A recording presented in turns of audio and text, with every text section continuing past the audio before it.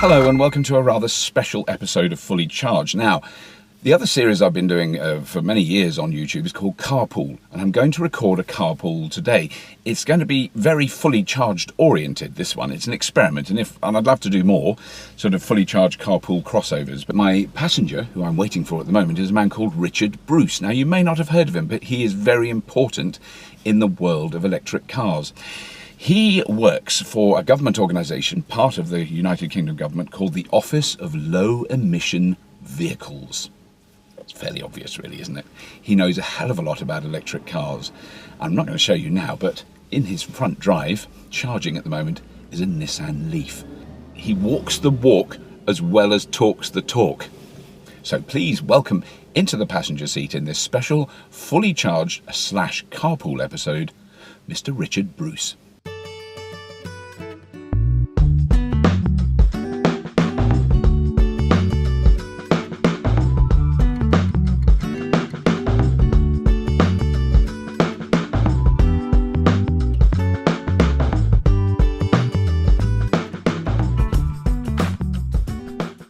Let's do the two things I wanted to know quickly is what your official title is, because I said you worked at the Office of Low Emission Vehicles, so which isn't fair. I'm the head of the Office of Low Emission Vehicles, also known as OLEV. OLEV? Yeah, that's my official title. And how long has that been in existence? So OLEV's been around since about 2010. Right. As a sort of unusual beast, so it's like 3 government departments in one team, which is quite rare in Whitehall. Right. Because this agenda touches on all those so many different things, then we've got people from DEC and we've got people from BIS, and we work quite closely with DEFRA as well, and obviously most of the people come from transport. Right, so but I'm just going to do a quick outside the Westminster bubble thing. Yeah, DEC is the Department of Energy and Climate Change. It is. BIS is presumably the Department of Business. Business Innovation and Skills. Thank you. Right. BIS, Business Innovation Skills. Okay, and what was the other one? DEFRA. DEFRA, which is Environment, Food and Rural Affairs. Yeah. So yeah, they're all interested in the electrification of cars for various reasons. Yeah. And so you're clearly very on top of things like, every electric car that's available in the country you obviously know about, and presumably the charging infrastructure, the subsidies that people get if they buy a car. So we sort of do, as civil servants, you do sort of two things. You're giving advice to ministers about future policies, what's happening in the market, how it's going to grow over time, what can we do to stimulate demand. I think what is interesting is, regardless of, through numerous shades of government, in the time you've been in the office, that support has remained. I mean, there's support for other, you could argue, sort of related new energy projects that have diminished somewhat, if not catastrophically. But for electric cars, it's been very... it's been sustained and in fact increased, and the time. Yeah, I mean, for a civil servant, it's quite an unusual thing to work on, because it's almost like uniformly good news across so many agendas. Right. So it ticks so many boxes. So we talk about there being sort of 4 big reasons why it's worth government intervening in this. There's obviously carbon. If you want to basically cut carbon, then transport's 25% of the UK's carbon emissions, and cars are 50% of that. Right. So you have to deal with emissions from cars. So it's carbon, then it's air quality, which is a massive issue now. Then you've got for some ministers the biggest thing, which is a massive industrial opportunity it represents, because all of our cars are going to change. Everyone knows that. It's just a matter of how fast and where it happens first. And they recognise the fact that if the UK is really good at making this sort of stuff, then we could be sitting pretty for the next century. And if we can get investment in this technology in the UK, we can get people trained, we can get the skills here, we can get the small businesses making this stuff, we can get our universities with a pipeline of good ideas. Then it's not the next industrial revolution. So it's a massive opportunity. We're not the only countries to recognise that, alas. No. But they, certainly this government, they really get that. But I think what is intriguing is, whereas you could argue we're a little bit behind in some areas of renewables and the installation of all that, we're actually not behind with electric vehicles. In fact, in terms of charging infrastructure and government support, we're actually one of the We're one of the best. We're one of the best, which is, I hesitated to say that. A hard thing to say. It is, if you're British. Oh, we're 40 years behind everywhere. Yeah, we're not quite in the Norway League. No. But we can't afford to be, to be honest. No. Because they have, pretty, and they also have quite well, they're the richest per capita country in the world, and they've got 100% sales tax on internal combustion engine cars. Right. So politically, that's not really a winner, I don't think, and it'll be quite hard to deliver. Because I just want to quickly understand what that is. 100% sales tax means. So if a car costs 30 grand in pounds, in Norway it'll cost you 60. Yeah. Unless it's electric, in which case it'll cost you 30. So that's why they've got 26% of new cars are electric, which is quite astonishing, really. So I'll go into my reasons. So carbon, air quality, the big industrial opportunity. There's also energy security. I mean, if you're powering your cars from electricity, you've got a diversified energy supply. So it's a mix of whatever the grid mix is at the moment. So it's going to be a bit of wind, a bit of nuclear, a bit of coal, a bit of gas. Not much coal anymore, luckily, and declining. So you're not as enthralled to the oil price as might otherwise be. Yeah. So that's four really big reasons why you'd want to be making this happen. And which interestingly then cross all party divisions, and it seems to have got fairly clear cross-party support. No, and I don't know if there's any. I don't know that there's any political party in the country that goes, let's ban electric cars now. No. I don't think, even with our bizarre collection of politicians. And in the coalition, when we had the coalition government, both parties were up for this. Right. And that's why we got 600 million quid in the recent spending review, out to 2020, because they're committed to making this happen. And the UK is quite unusual. It's got a really ambitious public target, which is every car effectively zero emission from 2040. Sorry, every new car 2040. Right. Every car on the road by 2050, allowing sort of 10 years to turn over the whole fleet. Which is, I mean, it's a even if we get close to that, it's a colossal change, not just to the where we would be here now, but also to very big industries in this country, as in oil refinery. I mean, we'll still be refining oil, we'll still be importing oil, but vastly less. Yeah, and it there's some sectors where it's quite hard to decarbonise. Like aviation, freight, shipping. They're much harder. But cars, you can, we're in one. Yeah. You can see the technology exists. You can see that it basically works. Yeah. So there's a big interest in making it happen as fast as possible. Yeah. The trick is to make it happen, and help UK industry benefit from it. That's the big policy challenge, because we're quite good in this country at making internal combustion engines. Yes, we've been doing it a long time. Yeah. So 1 in 3 diesel engines which Ford sell in the world is made in the UK. Wow, that's so there's a big transition for companies like Ford.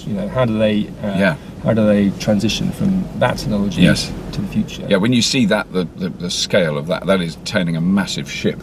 Yeah. With at the moment, a tiny little rudderette. Someone's got their finger in the water at the back to try and steer it. It's not the big issue. It's not being driven just by governments wanting it to happen. They're all regulating.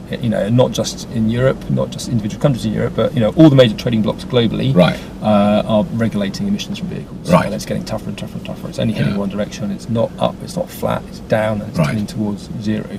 Yeah. And the manufacturers all know that. What they need is the sort of time, the breathing space to make the investment, so they can transition without going out of business. Because no politician wants to see car plants closing. No, it would not be good. But equally, they don't want to see technology on the roads. Doesn't have to be there if they can replace it with something cleaner. Yeah. In both carbon and nitrogen oxides in particular terms as well. Yeah. So that's why it's a big push. Because then we haven't finished talking about that topic at all. But the other one that has caught the public imagination and discussion, that I've certainly been involved in the last few weeks, is autonomous vehicles and how close we are to those. And I mean, I think, and having talked to a lot of people very recently, not that close.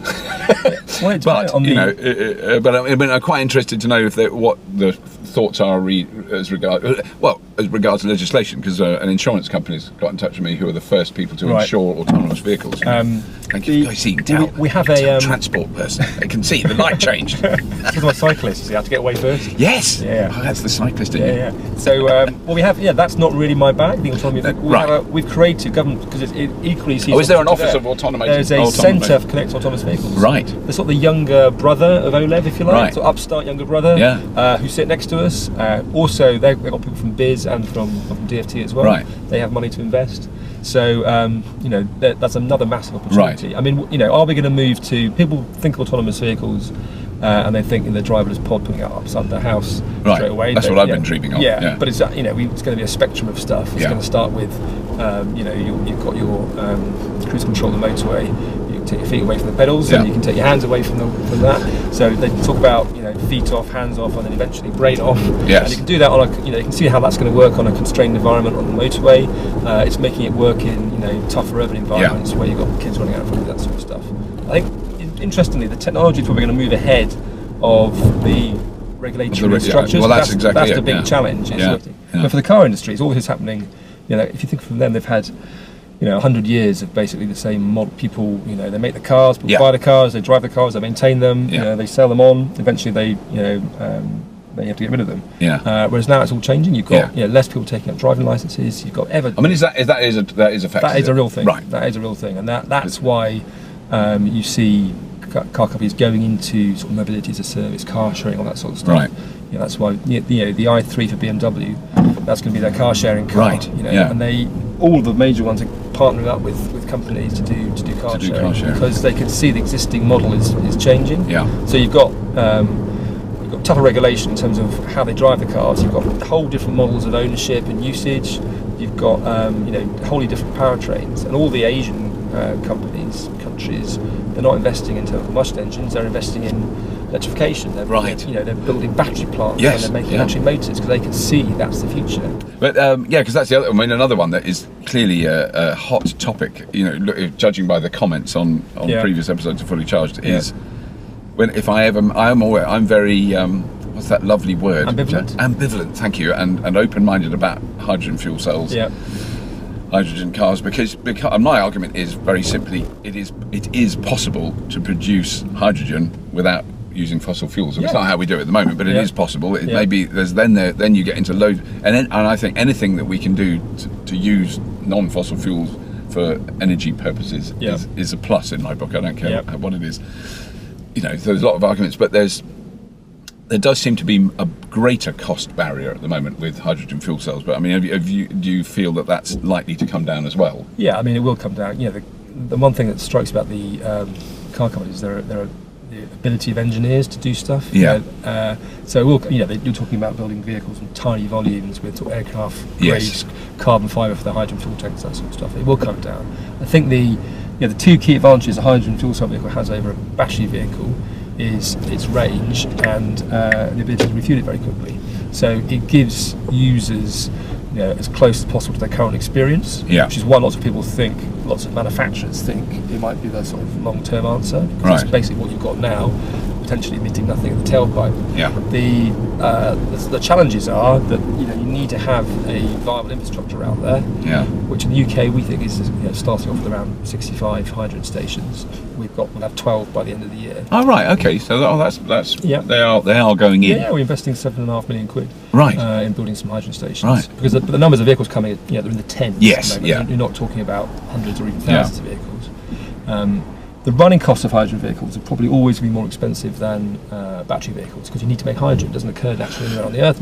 People talk about being the most plentiful element in the universe. It's kind of joined to other things. Yeah, exactly. And you've got to split it off them. So it's never. I don't think it's ever going to have a running cost advantage that you've got with off-peak electricity. You can go 100 miles for £2 in a Nissan Leaf. Yes. You won't be able to do that in a hydrogen car. No. But you can go 400 miles and refuel it in a few minutes, which is always going to be challenging, I think, in a battery vehicle. So for certain use cases, it makes quite a lot of sense. Also for heavy vehicles. Well, that's what I've always thought. It really makes sense. Yeah, if you're looking at trucks, zero-emission truck, you're thinking this has probably got some legs. I know that there's a hydrogen truck working in the US. There's also hydrogen buses running around London as well. So that becomes a sort of cost issue. So this is another thing for manufacturers to face up to. Do they put their money on black or their money on red? And most of them are putting on both because they really do not know what the wind technology will be. The most likely outcome is probably mixed. People think it has to be a Betamax VHS thing, and it doesn't. Why does it have to be like that? Because if you're a sales rep who's doing 500 miles a day, you're going to need something that you can refuel quickly and go a long way. If you're like most people pottering around, average journey is 9 miles. You don't need that. And the convenience of charging at home for lots of people will be all they need, to be perfectly honest. What's quite interesting on this sort of subject is always that people who haven't driven battery vehicles, they need to see a sort of visible infrastructure to be able to feel they can buy the cars. Where do I go to get energy into my car, basically? Whereas, once you have one, you realise it's much more like having a mobile phone. It's a bit low, I'll come in, I'll plug it in, wake up in the morning, it's 100% again, off I go, do my stuff, it's a bit low, plug it in. It's a completely different sort of way of using a car. Yes. That's very hard to... It's hard to grasp until you've got one. To grasp that until you've done it, yes. Yeah, exactly. Because once you've done it, it's bloody easy. Yeah. It's not difficult. The biggest strategic barrier is, to be honest, off-street parking. Yes, yes. Well, that's a very regular question I get, as you can imagine. I mean, that's where do I plug mine in? Where do you plug it in? So, we've got grants which we offer to local authorities to put in place charge points for residents, but very low uptake. We're covering a lot of the costs. It's not because of the cost; it's because of parking. Because residents' parking bays are, a big issue for local authorities, and they are reluctant to take a bay out of general use and earmark it purely for electric vehicles. So you can see a world where all the streets are electrified and a world where none of them are, like today.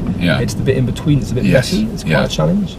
So that 60% of UK homes have got off-street parking, but that leaves 40%, and the 40% are in the cities where you want them to electrify first because of air quality problems. So that's a thorny issue. And I think ultimately what will have to happen is you're going to have to electrify whole streets, much like when gas is rolled out in the 19th century, or cable TV rolled out, or broadband. You're going to need some hefty investment from people who are going to basically put in charge points, or something cheap, some sockets, safe, secure sockets, every other parking bay on the street, and then you're going to sign up to some deal where you pay X pounds a month to charge it. I can see that's what's going to happen. Because what about, induction charging is I think the technology works, but the installation of that technology is presumably very, because that's one way. If every parking space had induction charging plate under it, then there's no reason you couldn't. If you'd put in sockets, there's no reason you couldn't just take the supply from the socket to. I love how quick you are on the lights. And then down there. And then down there. Yeah. Oh yeah, that's what Tesla think too. This is my cycle route to work. Oh, is it? So, right. Oh, great. Yeah. You'd probably be, if you left on a bike at the same time, you'd be there. I love driving in London. Makes so much sense. Went to park it. I3. Yeah. I think we should do electric car spotting. I've seen about 4 Leafs. There's loads in London. I haven't seen another Tesla this morning, which is unusual. That's funny. Well, there's always one parked outside the Department for Transport. It's got one of the most popular charge points in London. Oh, that was. I met a wonderful man who works for the mayor of San Francisco, and their transport policy is remarkable. It's worth checking out. I'm sure you know about it. But amazing stuff. But he said you're one of the well-heeled liberals that we're really having problems with, because it is people storming into the town hall going, "Where am I going to park my Tesla?" Like, how much do you earn a year? $7 billion. Right. Yeah. Okay. Yes. New technology always starts at the top of the market. It does seem to, doesn't it? Yeah. But the good thing about Tesla is he simultaneously busts, 2 myths around you can't go a long way in a car, which you can't go a long way, and they're not very fast, and they're slow. So, which is fantastic. And what the impact of that was, it made the other car companies, because he sold a lot of them, sit up and say, "Whoa, hang on a second, people want these cars." And I was at a meeting a couple of weeks ago, and a major, who will remain nameless, car company said, the premium sector is going electric. It's happening now. Our customers are asking for it. Right. So that's a big change. Yeah. If it does become a sort of standard thing that electric vehicles are roughly 200-ish miles of actual usable use, then I think that would change the picture faster than a lower cost. Yeah. Because it doesn't take long, certainly for people who've driven them and test driven them, to work out, it costs more to buy, but it costs much less to run. And then if you factor in what you're spending on servicing and fuel, those are the 2 big things. And the servicing. And also, if the car companies can do some imaginative leasing deals and bundle it together. Unfortunately, most private individuals, they don't put enough weight on the running costs, so they just seem to stick a price. Fleets, they get that. They get the whole total cost of ownership thing. The ambition of the government is so strong. We have this big program of activity to make the UK one of the lead countries. So we haven't just got money off the cars, we've got money for infrastructure, money for charge points on houses. We're supporting Highways England and putting never more than 20 miles from a charge point on what we call the strategic road network, so the motorways and the major A roads. We've got money off buses, money for taxis, we've got money for R&D. We've got the city scheme stuff we've launched recently, where we get cities to do all those measures we know really work around giving people bus lane access or free parking. Right. So even in your office, you're actually more involved in sort of transport in general, mobility in general. Yeah, I mean, not just vehicles. Not just, I mean, our mission is to deliver this manifesto commitment, which is, every new car by 2040. So, and there's loads of ways we can do that, but and also to make the UK get the most economic benefits from it. Yeah. So the UK is quite good at hybrid buses, for example. Yes. London's got loads of zero-emission buses running around, and other cities are moving to do the same thing. So we've got grants for that, and then black cabs. London have said that every black cab has to be zero emission capable for 40 miles from 2018, which is really soon. Yeah, that's a so that's every new cab that comes online after that. Yeah, right. And then every private hire vehicle from 2020. It's a bit of a no-brainer. But then the other one is, if we had 2 million electric cars, we'd have to build 100 power stations to charge them, blah, blah, blah, all those things. Yeah. No, I mean, whereas what it appears to be is almost the opposite. We possibly need less. Well, no, you'd need. I mean, if all the cars were electric, you would need more generation capacity. That's a fact. But it's not additive. You wouldn't turn all that energy into electricity and then stick it on the peak in the evening, because people will charge their cars at night when there is far less demand. So actually, in a way, it helps you make the case for renewables. Wind turbines spinning away the North Sea at 2 a.m. That energy can go into cars. So you will need more energy, but you won't need as much as people think. Because you'll be filling in the trough rather than sticking on top of the peak. Yes. And then you've got the advantages, the opportunities for energy which come from electrification, which is things like there's sort of two main things. There's what they call demand side response. So the ability to turn on and off a load is worth an awful lot to the national grid. Yeah. So rather than having to fire up a whole new gas-fired power station, if you can turn on and off a whole bunch of electric cars, that's worth an awful lot to people. Yeah. That's the value now. You've got shopping centres turning off their air conditioning for a couple of minutes at a time and being paid for it by the grid. Right. So if you've got millions of cars plugged in potentially, and you can turn that on and off, that's really worth something. So they call that demand side response. That's got a value. And then more extreme than that is energy storage. So if your car's plugged in to the grid, then you can maybe use a little bit of the energy in the battery to help shave off a bit of the peak. And if a little bit from loads and loads of cars is a load of energy, and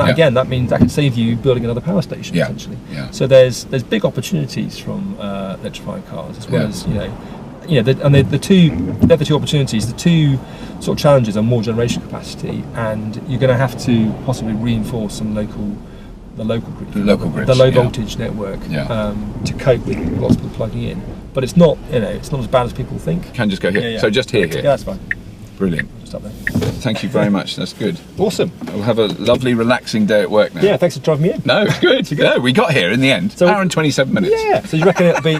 That's incredible, isn't it? That's incredible. Hour and a half to go 8 miles. 8 miles. 8.9. Don't over exaggerate. Thanks a lot. All right. Take care. See you soon. Bye bye.